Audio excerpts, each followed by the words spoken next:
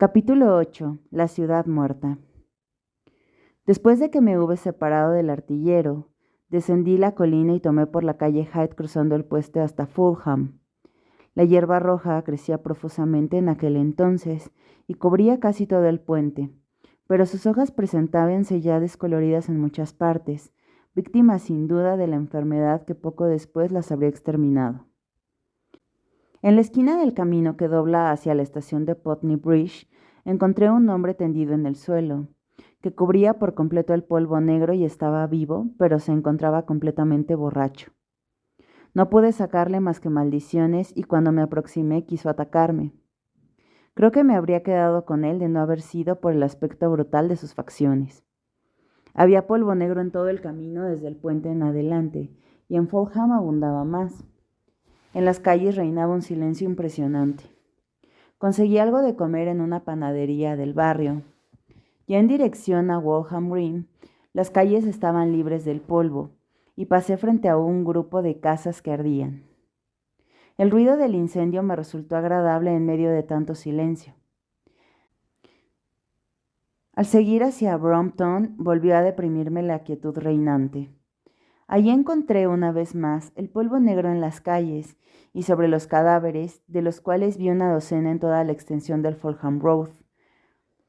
Hacía días que estaban muertos, razón por la cual me apresuré a alejarme. El polvo negro los cubría a todos, suavizando sus contornos. Los perros habían atacado a varios. Donde no se veía polvo negro, la ciudad presentaba el aspecto normal de los domingos, con sus tiendas cerradas, las casas desocupadas y el silencio general. En algunos sitios habían andado los saqueadores, pero solo en los comercios de comestibles y licores. Vi el cristal destrozado del escaparate de una joyería, pero alguien debía haber interrumpido al ladrón, pues había numerosas cadenas de oro y algunos relojes diseminados por la acera. No me molesté en tocarlos. Más adelante encontré una mujer hecha un ovillo en un portal. La mano que apoyaba sobre una rodilla tenía una herida, que había sangrado sobre su vestido, y junto a ella vi los restos de una botella de champaña. Parecía dormida, pero estaba muerta. Cuanto más me adelantaba en Londres, tanto más profundo se hacía el silencio. Pero no era tanto el silencio de la muerte, sino más bien el del suspenso y la expectativa. En cualquier momento podía llegar ahí la mano destructora que hiciera su obra nefasta en los límites de la metrópoli, aniquilando Ealing y Kilburn. En South Kensington no había cadáveres ni polvo negro. Fue allí donde oí por primera vez los aullidos. Eran estos como un largo sollozo compuesto de dos notas que se repetían alternativamente. Ula, ula, ula. Era el sonido escalofriante que llegó a mis oídos. Cuando pasaba por las calles, que corrían de norte a sur, se acrecentaba su volumen, perdiéndose luego por entre las casas. Se tornó extraordinariamente voluminoso en el Exhibition Road. Allí me detuve, mirando hacia Kensington Gardens, asombrado ante el tamaño gemido, que parecía llegar desde muy lejos. Era como si el tremendo desierto de edificios hubiera hallado una voz que expresara su terror y soledad. Ula, ula, ula, se repetía la nota sobrehumana en grandes ondas sonoras que barrían la ancha calle. Me volví hacia el norte, mirando los portales de hierro de Hyde Park. Estuve tentado de entrar en el Museo de Historia Natural y subir a las torres a fin de ver el otro lado del parque, pero decidí seguir por las calles donde era posible ocultarse con más rapidez en caso de peligro, y por ello continué avanzando por el Exhibition Road. Todas las mansiones de ambos lados de la avenida estaban desiertas y silenciosas, y mis pasos despertaban los ecos dormidos de la artería. En el otro extremo, cerca de la entrada del parque, vi un extraño espectáculo, un ómnibus volcado y el esqueleto completamente limpio de un caballo. Durante un tiempo me quedé mirando esto con gran asombro, y después continué hacia el puente que salva el Serpentine. La voz se tornó más sonora, aunque no veía yo nada sobre los techos de las casas del lado norte del parque. ¡Hula, hula, hula! Gritaba la voz procedente, según me pareció, del distrito próximo a Regent Park. El tremendo gemido hizo su efecto en mi mente. Apabullóse mi ánimo, y el temor hizo presa en mí. Descubrí que me sentía fatigado, dolorido y nuevamente hambriento. Ya era más de mediodía. ¿Por qué vagaba solo en esa ciudad de muerte? ¿Por qué estaba yo solo en pie, cuando todo Londres yacía cubierto por su mortaja negra? Me sentí intolerablemente solitario. Recordé viejos amigos que olvidara años atrás. Pensé en los venenos de las farmacias, en los licores de las tiendas de vino. Recordé a los otros seres, un borracho y otro muerto, que parecían ser los únicos que compartían la ciudad conmigo. Entré en la calle Oxford por Marble Arch, y allí vi de nuevo el polvo negro y los cadáveres, mientras que de las rejillas de ventilación de los sótanos salía un olor horrible. El calor de la larga caminata avivó mi sed. Con gran trabajo logré entrar en un restaurante y obtener mi alimento y bebida. Después de comer me sentí agotado y fui a una salita inferior para acostarme en un sofá que encontré allí. Desperté con el tremendo gemido resonando en mis oídos. ¡Hula! ¡Hula! ¡Hula! Caía ya la noche y después de haberme apoderado de algunos bizcochos y un poco de queso, el depósito de carne no contenía más que gusanos. Seguí camino hacia las plazuelas residenciales de la calle Baker hasta que salí, al fin, a Regent Park. Al salir por el extremo de la calle Baker, vi sobre los árboles y muy a lo lejos el capuchón del gigante marciano del cual provenía el incesante aullido. No me sentí aterrorizado. Aquello fue como algo muy natural. Lo estuve observando por un tiempo, pero el monstruo no se movió. Parecía estar parado y gritar, y no pude adivinar la razón que le hiciera tal cosa. Traté de formular un plan de acción, pero el perpetuo aullido me aturdió. Tal vez estaba demasiado cansado para ser cauteloso. Lo cierto es que sentí curiosidad por saber a qué se debía el monótono gemido.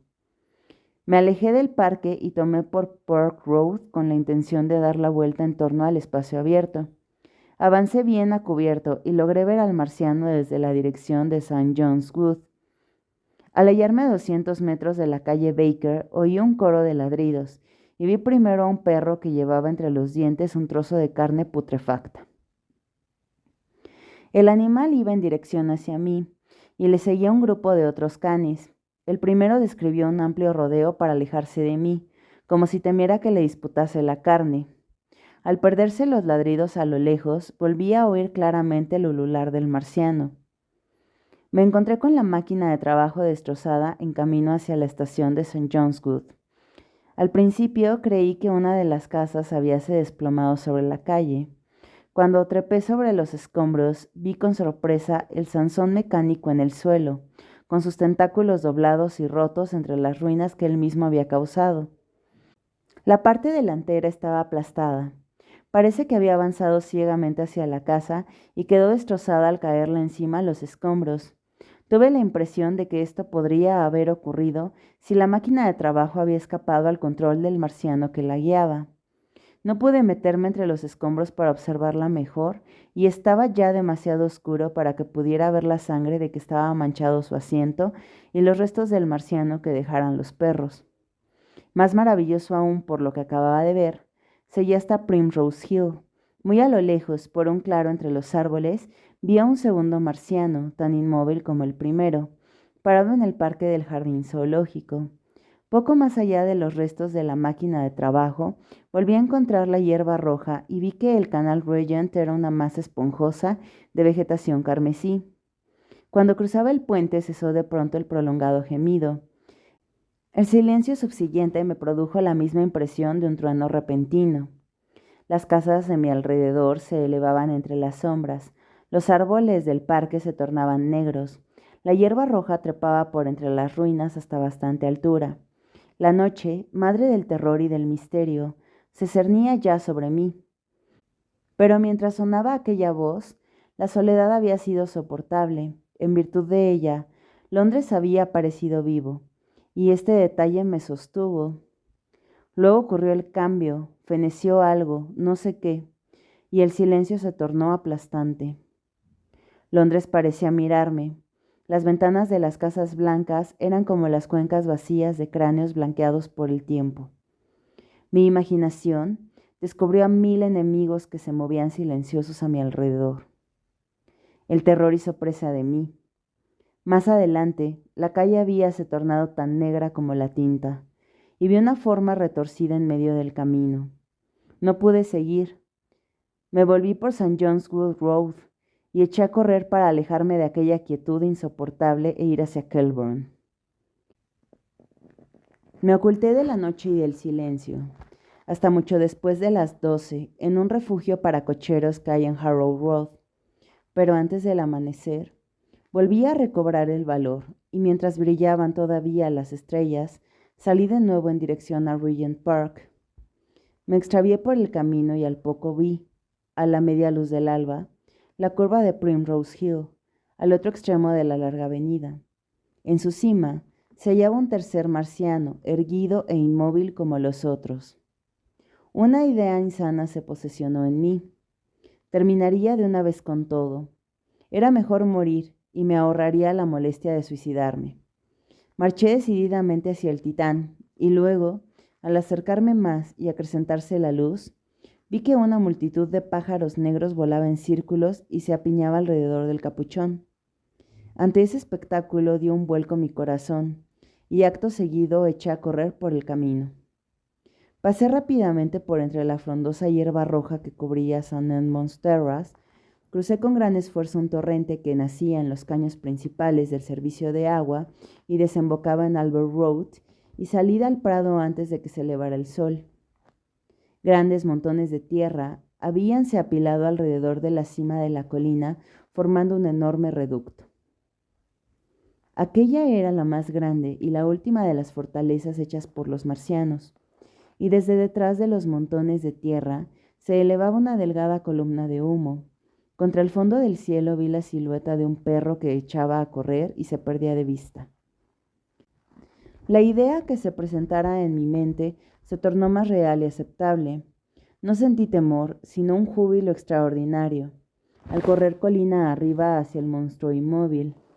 Del capuchón pendían jirones de carne parda que los pájaros picoteaban. Un momento más, y había trepado a la muralla de tierra. Ya tenía a mi vista el enorme reducto. Era un espacio muy grande y había en él máquinas gigantescas, altas pilas de materiales y extraños refugios, y diseminados por todas partes, algunos en sus máquinas de guerra derribadas, otros en las máquinas de trabajo, ahora inmóviles, y una docena de ellos, tendidos en una hilera silenciosa, se hallaban los marcianos, todos muertos, destruidos por las bacterias de la corrupción y de la enfermedad, contra las cuales no tenían defensas, destruidos, como le estaba ocurriendo a la hierba roja. Derrotados, después que fallaron todos los inventos del hombre, por los seres más humildes que Dios, en su sabiduría, ha puesto sobre la tierra. Había sucedido lo que yo y muchos otros podríamos haber previsto si no nos hubiera cegado el terror. Los gérmenes de las enfermedades han atacado a la humanidad desde el comienzo del mundo. Exterminaron a muchos de nuestros antecesores prehumanos desde que se inició la vida en la Tierra.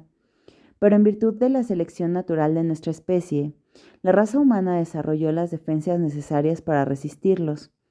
No sucumbimos sin lucha ante el ataque de los microbios, y muchas de las bacterias, las que causan la putrefacción en la materia muerta, por ejemplo, no logran arraigo alguno en nuestros cuerpos vivientes.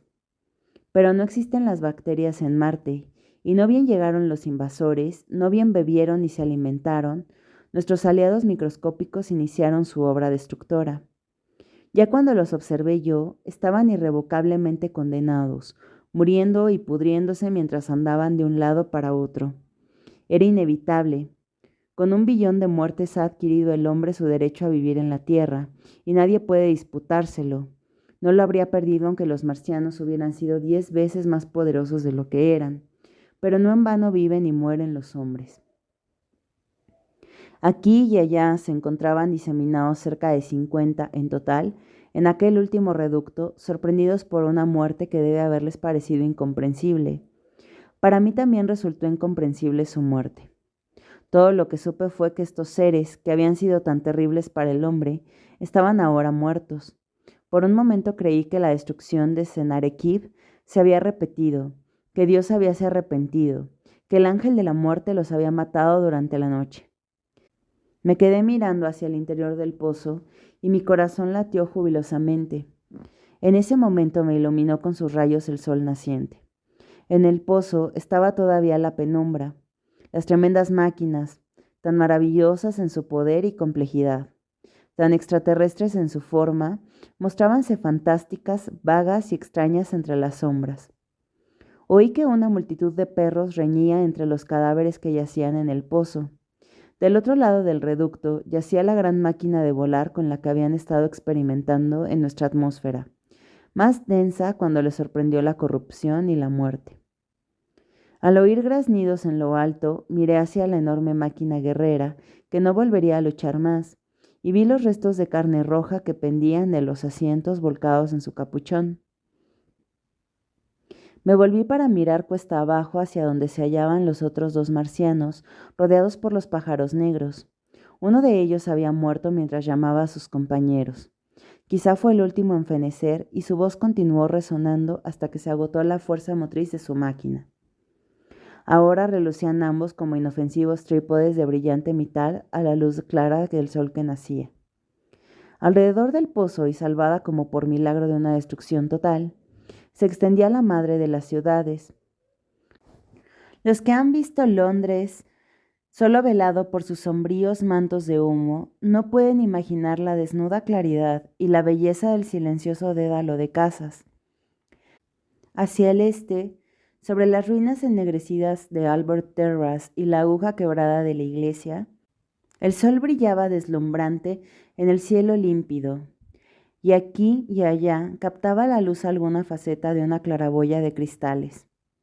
Los rayos tocaban ya el depósito de vinos próximo a la estación Chalk Farm y los terrenos vastos del ferrocarril, marcados antes con los relucientes rieles, que ahora estaban teñidos de herrumbre debido al desuso. Hacia el norte se hallaban Kilburn y Hampstead. Hacia el oeste se perdía la visión de la ciudad debido a la distancia.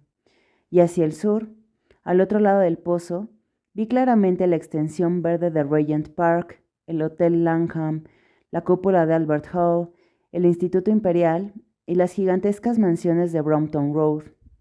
A lo lejos se elevaban las azuladas colinas de Surrey y las torres de Crystal Palace relucían como dos varas de plata.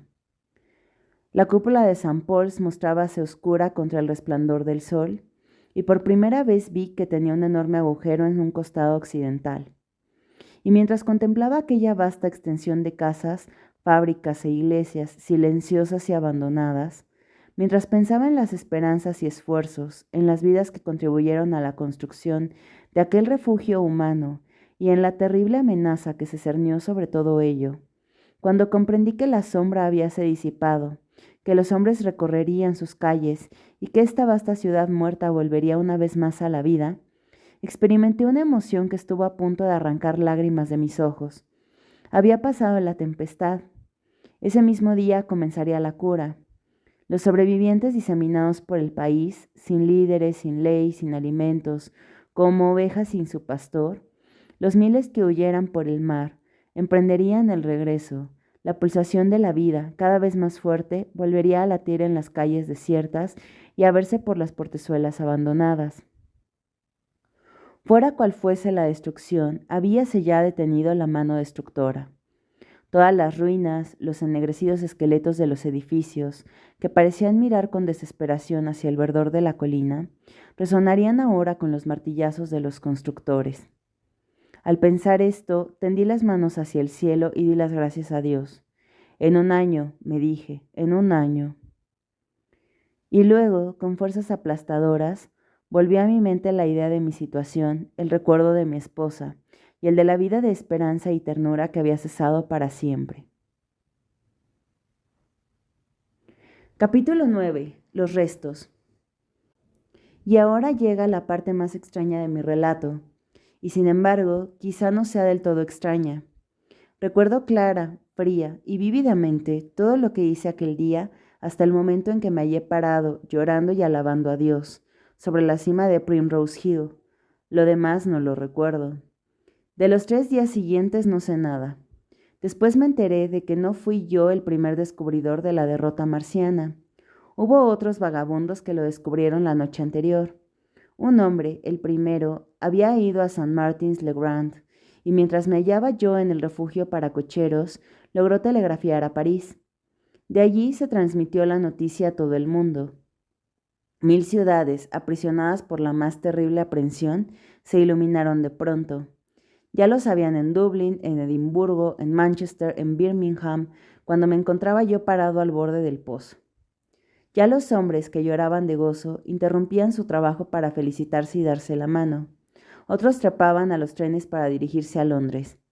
Las campanas de las iglesias, que enmudecieron 15 días antes, empezaron a tocar a vuelo y resonaron en toda Inglaterra.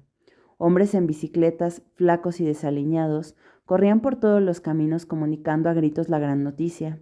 Y los alimentos, desde el otro lado del canal del mar, del norte y del Atlántico, llegaban ya cargamentos de trigo, pan y carne. Todos los barcos del mundo parecían dirigirse a Londres en aquellos días. Pero de esto nada recuerdo. Yo vagué de mente por las calles, me encontré, al fin, en la casa de ciertas personas bondadosas que me encontraron al tercer día andando sin rumbo, gritando y llorando por St. John's Wood. Después me dijeron que iba cantando una canción improvisada sobre el último hombre en la tierra. Preocupadas como estaban por sus propios asuntos, esas personas a quienes tanto debo y cuyas bondades quisiera agradecer, pero que ignoro sus nombres, me tomaron a su cargo y me cuidaron. Al parecer se enteraron de fragmentos de mi historia durante los días que estuve delirante. Cuando se hubo recobrado mi mente, me dieron con gran suavidad la noticia del destino corrido por Leatherhead. 2 días después de quedar yo aprisionado en la casa derruida, un marciano destruyó aquella población por completo y exterminó a todos sus habitantes. Al parecer, la barrió por completo sin la menor provocación, como podría un muchacho aplastar un hormiguero solo por capricho. Era yo un hombre completamente abatido y fueron muy buenos conmigo. Con ellos estuve durante 4 días después de recuperarme. Todo ese tiempo sentí un anhelo inmenso de ir a ver lo que quedaba de aquella vida tan feliz de mi pasado. Era un deseo desesperado de contemplar mi propia desdicha. Ellos me disuadieron e hicieron todo lo posible por convencerme de que no lo hiciera. Pero al fin no pude resistir ya el impulso y prometiéndoles que volvería, me separé de ellos con lágrimas en los ojos y salí de nuevo a las calles, que viera por última vez oscuras y abandonadas. Ya estaban llenas de gente que volvía, en ciertos lugares vi abiertos los comercios y descubrí una fuente de beber ya en funcionamiento. Recuerdo lo hermoso que parecía el día cuando inicié mi melancólica marcha hacia la casita de Woking y el numeroso público que andaba por las calles ahora llenas de vida. Había tanta gente en todas partes que me pareció increíble que una gran parte de población hubiera sido sacrificada. Pero luego noté la palidez de todos, el desaliño de la mayoría, la fijeza de las miradas y los harapos de muchos. Los rostros se mostraban con 2 expresiones, un júbilo extraordinario y una resolución sañuda. Salvo por este detalle, Londres parecía una ciudad de vagabundos. En las iglesias distribuían el pan que nos enviara el gobierno francés. Los pocos caballos que vi estaban terriblemente flacos. Delgados agentes especiales, con un brazalete blanco sobre la manga, ocupaban casi todas las esquinas. Vi poco de los daños causados por los marcianos hasta que llegué a la calle Wellington, donde descubrí la hierba roja que trepaba por los paramentos del puente de Waterloo. Y en la esquina del puente vi uno de los contrastes comunes de aquella época grotesca, una hoja de papel que se mecía sobre un matorral de hierba roja. Era un aviso del primer diario que reiniciaba las actividades, el Daily Mail. Adquirí un ejemplar con un penique ennegrecido que hallé en mi bolsillo. La mayor parte del diario estaba en blanco, pero el solitario editor que compuso el ejemplar habíase divertido distribuyendo espacios cuadrados para avisos en la página final. Lo impreso era pura emoción. Las agencias de noticias no estaban todavía en funcionamiento. No me enteré de nada nuevo, salvo que en el transcurso de una semana ya se habían conseguido resultados asombrosos con el examen de los mecanismos marcianos. Entre otras cosas, el artículo aseguraba lo que no creía entonces, que se había descubierto el secreto del vuelo. En Waterloo encontré los trenes gratis que llevaban a la gente de sus hogares. Había pocos viajeros en el tren, pues el primer contingente había pasado ya. Como no estaba de humor para conversar, me metí en un compartimento y me puse a mirar la devastación que se deslizaba por la ventanilla al paso del tren. Precisamente al salir de la estación se sacudió el convoy al pasar sobre los rieles provisionales y a ambos lados de las vías las casas eran ruinas ennegrecidas. Hasta llegar a Clapham Junction, la cara de Londres estaba sucia con los restos del humo negro, a pesar de la lluvia que había caído durante 48 horas seguidas, y en el empalme estaban reparando las vías, de modo que tuvimos que tomar por un desvío. En todo el recorrido desde allí en adelante, el país mostrábase cambiado y desconocido. Wimbledon había sufrido grandes destrozos. Debido a que sus bosques no estaban quemados, Walton parecía la menos dañada de las poblaciones de la línea.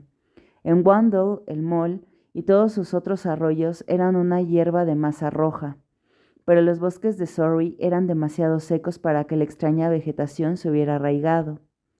Más allá de Wimbledon, en ciertos terrenos plantados, se veían los montones de tierra desalojada por el sexto cilindro. Gran cantidad de personas rodeaba el pozo y en su interior trabajaba un número de zapadores. En lo alto flameaba nuestra bandera, mostrando al sol sus alegres colores. Los alrededores estaban cubiertos de la vegetación carmesí y sus reflejos molestaban la vista. Para aliviarme, volví los ojos hacia el gris de las cenizas más cercanas y el azul de las colinas que se elevaban más al este. Antes de llegar a la estación de Woking, nos detuvimos porque estaban reparando las vías, de modo que descendí en Byfleet y eché a andar por el camino de Maybury, pasando por el lugar donde el artillero y yo habíamos conversado con los húsares. Después vi el sitio donde se me apareciera el marciano durante la tormenta. Movido por la curiosidad, salí del camino para buscar entre los rojos matorrales el cochecillo destrozado y el esqueleto del caballo. Durante largo rato estuve contemplando esos vestigios. Después regresé por el bosque de pinos, abriéndome paso por entre la hierba roja, que en algunas partes me llegaba hasta el cuello. Supe que el dueño de la hostería había sido sepultado. Seguí luego y pasé por el College Arms, llegando así a mi aldea.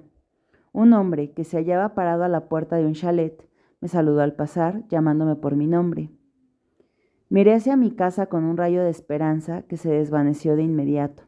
La puerta había sido forzada y se abría lentamente al acercarme yo. Volvió a cerrarse con fuerza. Las cortinas de mi estudio se agitaron, saliendo por la ventana abierta desde la que el artillero y yo viéramos llegar el alba. Nadie la había vuelto a cerrar. Los setos, aplastados, estaban tal como los dejara yo hacía un mes.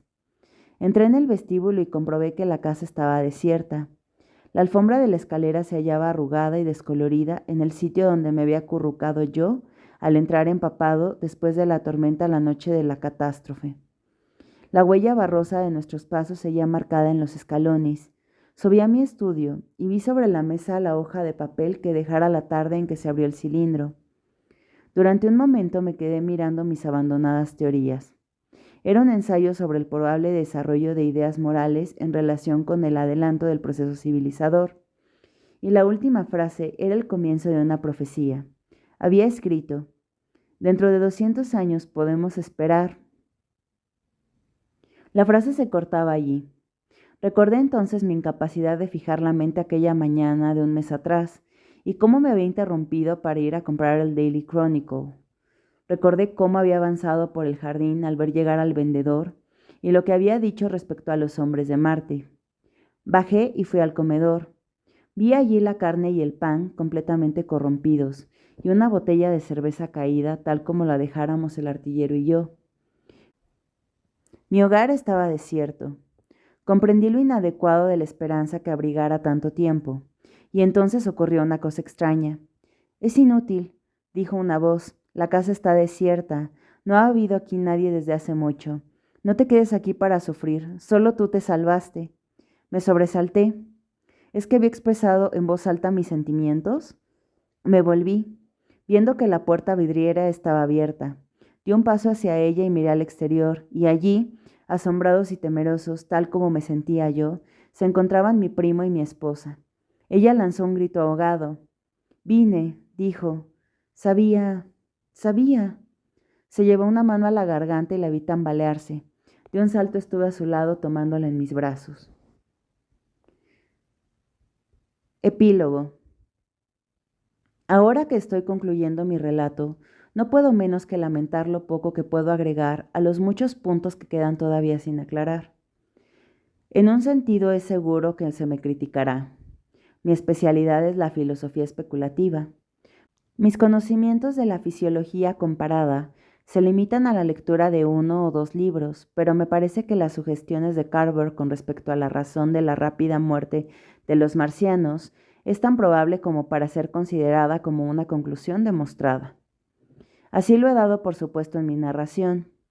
Sea como fuere, en todos los cadáveres de los marcianos que se examinaron después, no se encontró ninguna bacteria que no perteneciera a las especies terrestres conocidas.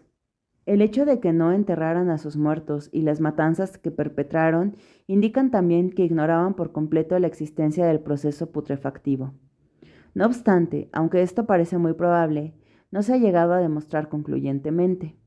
Tampoco se conoce la composición del humo negro, que emplearon los marcianos con efectos tan fatales, y el generador del rayo calórico sigue siendo un enigma. Los terribles desastres de los laboratorios de Irving y South Kensington han quitado a los expertos el deseo de seguir investigando el aparato. Los análisis del espectro del polvo negro indican, sin lugar a dudas, la presencia de un grupo de 3 líneas brillantes en el verde, y es posible que se combine con el argón para formar una sustancia que obra con efecto inmediato y fatal sobre algunos de los constituyentes de la sangre. Pero tales especulaciones vagas interesarán muy poco al lector general, para quien he escrito esta historia. En el momento oportuno no se analizó la escoria de color pardo que flotó por el Támesis, después de la destrucción de Shepperton, y ahora ya ha desaparecido por completo. Ya he incluido el resultado del examen anatómico que se efectuó con los restos de los marcianos que dejaron intactos los perros, pero todos conocen el magnífico ejemplar, casi completo, que se conserva en Alcoll en el Museo de Historia Natural, así como también los incontables dibujos que se hicieron del mismo. Y aparte de eso, el interés sobre su fisiología y estructura es puramente científico. Una cuestión de más grave interés universal es la posibilidad de otro ataque por parte de los marcianos. No creo que se haya prestado la suficiente atención a este aspecto del asunto. Por ahora, el planeta Marte se halla en su punto más alejado de la Tierra, pero cada vez que se acerque temeré que se renueve su aventura. Sea como fuere, deberíamos prepararnos. Me parece que sería posible ubicar la situación del cañón que efectúa los disparos, mantener una vigilancia constante sobre esa parte del planeta y prever la llegada del próximo ataque. En tal caso, podría destruirse el cilindro con dinamita o a cañonazos antes que se enfriara lo suficiente como para que salieran sus ocupantes, o matar a estos a balazos tan pronto se abriera la tapa del proyectil. Es mi opinión que han perdido una gran ventaja al fracasar en su primer ataque por sorpresa. Posiblemente lo vean ellos de igual manera. Lessing ha expresado excelentes razones para suponer que los marcianos han logrado llegar hasta el planeta Venus.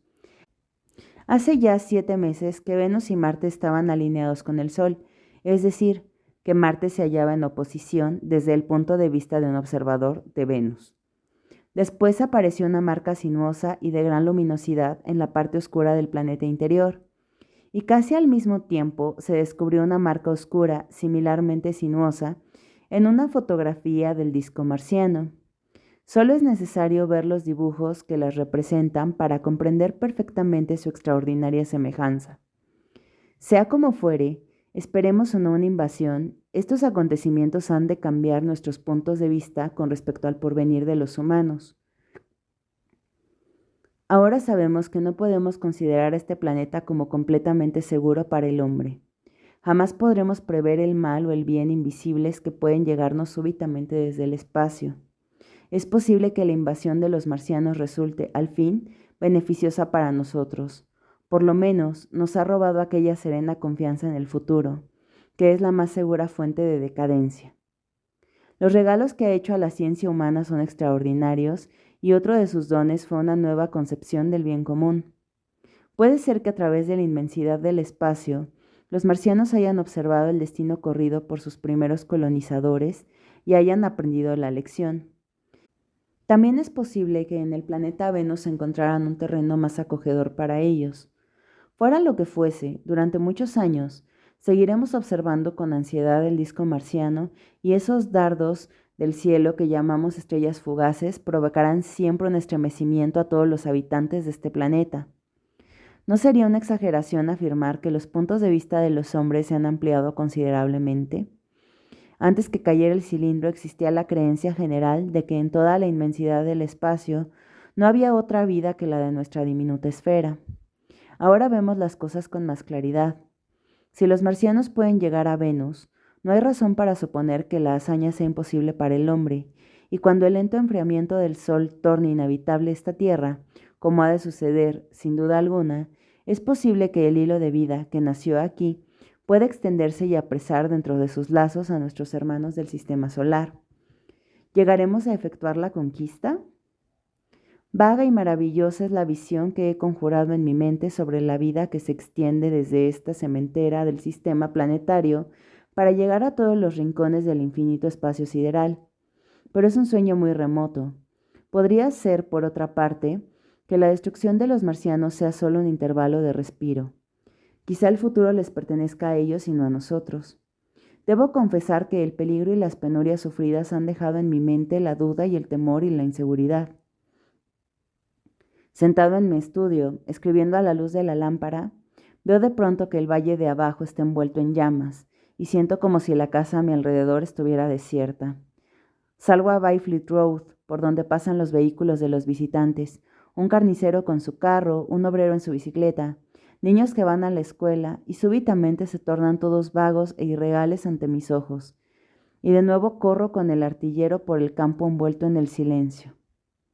De noche veo el polvo negro que oscurece las calles silenciosas y descubro los cadáveres que cubre aquella negra mortaja. Se elevan ante mí hechos jirones y mordidos por los perros.